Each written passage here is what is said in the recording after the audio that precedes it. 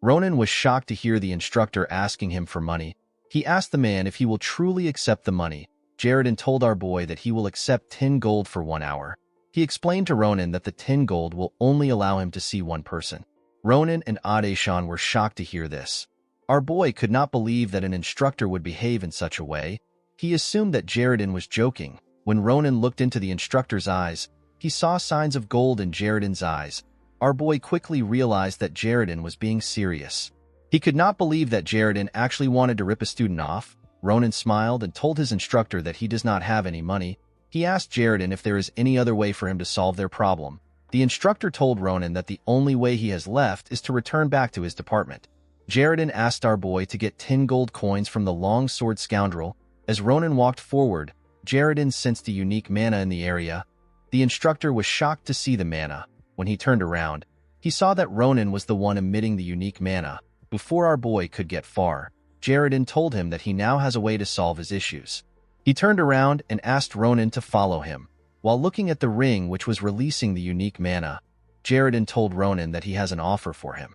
On the way to his office, Ronan answered Jaredin's questions regarding the ring which Saranti gave him.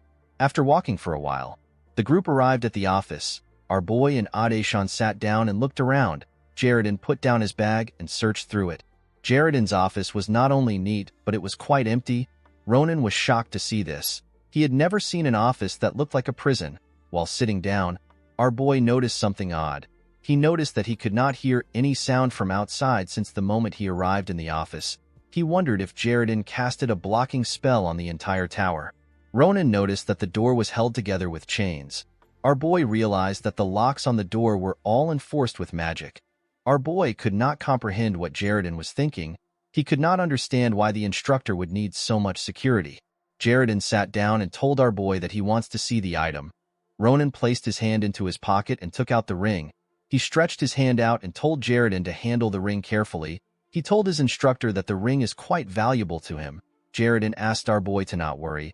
Upon taking a closer look at the ring, the mana instructor became more certain that he was looking at the right item.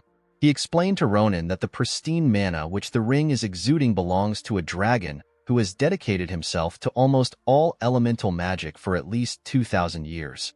Immediately he said this, Jaredin corrected himself.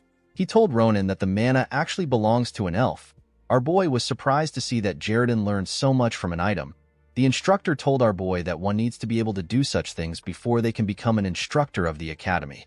Jaredin told our boy that his offer is simple. He explained to Ronan that he wants to extract a small amount of mana from the ring. Our boy was surprised to hear this. Jaredin explained to him that he needs mana from a long-living race who have been handling mana for a long period of time. He told our boy that he needs the mana for his experiment. He told Ronan that the academy actually also have high elf mages, but their mana cannot even be compared to Saranti's. Jaredin commended our boy for making a wonderful connection outside the school. Immediately he said this. Ronan remembered his time with Saranti. He thanked Jaredin for his compliment. Jaredin told our boy that he will do his best to help him if he grants his wish. Ronan told the man that his offer is not bad. He explained to him that he also has to help Adeshan with her problem in order for him to accept the deal. Adeshan was shocked to hear this. She could not believe that Ronan was trying to involve her in his deal. Jaredin had a grim look on his face when he heard this. He explained to our boy that he only needs a small amount of mana. He told Ronan that it is unfair to add a bonus to their deal. Ronan stood up when he heard this. He told the instructor that it is time for him to leave. Jaredin asked our boy to calm down. He told him that he has not declined the offer. He asked Ronan if he can give Adeshan a 50% discount.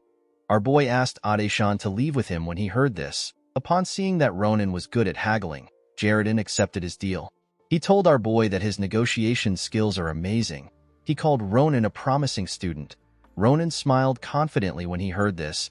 He thanked the instructor for his compliment. Jaredin stood up and told our boy that he will check his condition first. The instructor believed that Ronan's problem must be quite serious for Adeshan to send him to his office. He pointed at a glowing magic circle and asked Ronan to stand above the magic circle. Ronan and Jaredin stood above the magic circle. Jaredin placed his hand on our boy's back and began to examine his body. The instructor was able to deduce that Ronan recently activated his senses. Jaredin was shocked to see that Ronan had no traces of mana in his body. He asked our boy if he has never used mana in his life. Our boy revealed to the instructor that he is only able to see mana. He told him that he has never used it because some bastard placed a curse on his body. Jaredin explained to our boy that he has an abnormal curse. He told Ronan that his curse is slowly trying to close his open mana path every minute. The instructor explained to our boy that he will have to inject his own mana to forcefully widen his mana path. He told Ronan that the process is quite painful. He told him that he will feel like someone is stabbing his spine. He asked Ronan if he can take the pain. Our boy was surprised to hear this. He wanted to ask some questions, but Jaredin did not give him the chance to. The instructor pushed his mana into our boy's body. Ronan began to scream. He had never felt such excruciating pain at once. Jaredin closed his eyes and a small part of his soul stepped into Ronan's body. The instructor was surprised to see that his mana went into Ronan's body without a lot of resistance. He believed that he will be able to quickly finish up on Ronan. While pushing his mana into our boy's body, Jaredin felt something approaching him. Inside Ronan's body, Jaredin felt a horrifying and sinister energy surrounding him. The instructor began to tremble. He saw a giant eye staring at him. Jaredin was horrified to see the eye. He did not know what he was looking at. While looking at the eye, his body began to slowly wither away. Jaredin could not believe that Ronan could have such a terrifying thing in his body. The mysterious mana pushed the instructor out of our boy's body and pushed him out of the magic circle. Jaredin screamed when he fell. The instructor stood up and began to vomit a large amount of blood. Ronan and Adeshan were shocked to see this. They quickly ran to him. Ronan asked the instructor about what happened. While vomiting some blood, Jaredin pulled himself together and activated a magic spell. Immediately he activated the spell. He asked something to open. Ronan was shocked to hear the spell. He was certain that he had heard it before. He remembered that this was the spell Ezrabet casted in order to open Instructor Secret's door. The moment Ronan remembered this, the giant head from Instructor Secret's office appeared and swallowed them. The scene shifts and we see Instructor Secret floating in the air. Secret was shocked to see that Jaredin activated a spell to open her door. The moment the group arrived at her office, Ronan called out to the instructor. Upon seeing Jaredin on the floor, Instructor Secret appeared in front of him and activated her magic.